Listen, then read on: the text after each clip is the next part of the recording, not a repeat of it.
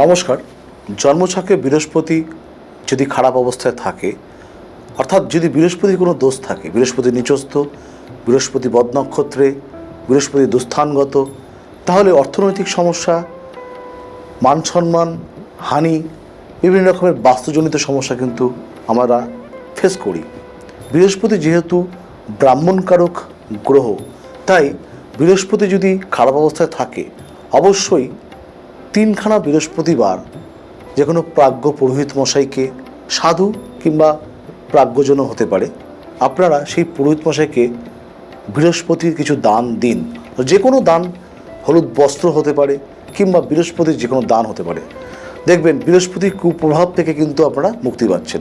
গ্রহ সংস্কার তো থাকবেই, বৃহস্পতির এই দানটি করুন, অত্যন্ত ভালো ফল পাবেন।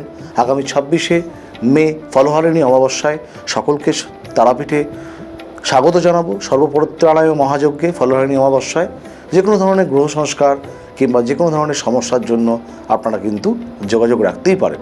প্রত্যেকেই ভালো থাকবেন।